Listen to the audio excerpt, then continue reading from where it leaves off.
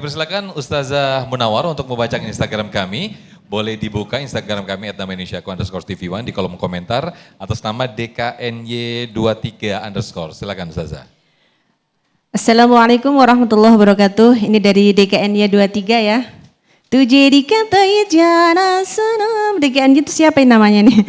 Ustazah izin bertanya, bagaimana perbedaan pendekatan antara anak usia kecil dan remaja dalam kasus ini? Oke, langsung Ustazah jawabannya. Berarti bagaimana sih tata cara kita bisa mengelola emosional kita sebagai orang tua ketika anak itu masih dalam usia masih kecil? Saya punya anak, namanya itu Abdullah Fahreza. Waktu itu naik tangga tinggi. Lalu kata mbahnya gini, Reza, awas jatuh. Kata anak saya gimana? Karena kebiasaan kalau saya ngomong, Reza hati-hati gitu kan. Karena pelajaran di rumahnya gitu, saya dan orang tua gitu. Tapi ketika ada orang yang, awas jatuh. Punten ya, ngomongnya jangan gitu dong, nanti aku jatuh beneran. Gitu. Rezanya gitu. Bilangnya terus gimana dong? Bilangnya, Reza hati-hati ya. Nah, jadi kita ketika anak kita masih kecil, tentu teladan itu adalah yang utama. Seperti yang telah diutarakan oleh beliau Ustadz Zaki Mirza tadi. Jangan sampai kita berantem di depannya gitu kan. Jangan sampai kita ajarin bohong gitu kan dan lain sebagainya. Ini penting. Jadi ketika masih kecil kita tekankan teladan kita dengan haliah kita. Dengan tingkah laku kita. Menjaga tingkah laku kita agar supaya terekam di memori anak-anak kita. Karena anak yang masih kecil ini memorinya itu kuat. Jadi jangan sampai kita itu kalau bahasa nyong wong proketo kayak kie.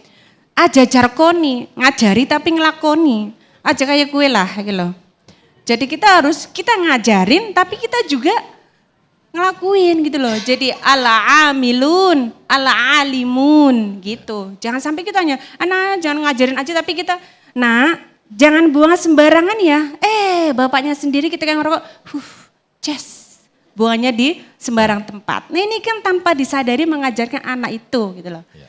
Bapak-bapak di sini sih kalau buang puntung rokok di tempat sampah ya Bu ya. Baik. Saya nggak mau melirik Bapak, takutnya bohong. Nah ketika di usia remaja, ini pendekatan sudah berbeda. Kita sebagai orang tua itu kita harus mampu menjadi teman. Harus mampu bisa mengelola emosional anak kita yang sudah masa remaja.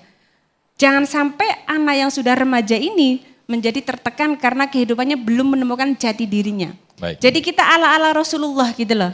Ala-ala Rasulullah. Jadi ketika misalkan anak kita marah sedang berdiri, kita ajak duduk. Ketika sedang duduk kita ajak berbaring gitu. Baik. Jadi pendekatannya ketika masih kecil kita harus selalu teladan ya, sampai besar juga teladan. Tapi pas ketika sudah remaja kita tekankan kita menjadi suhbah, menjadi teman yang dekat. Baik, terima kasih Ustazah Fadilah Munawar atas jawaban.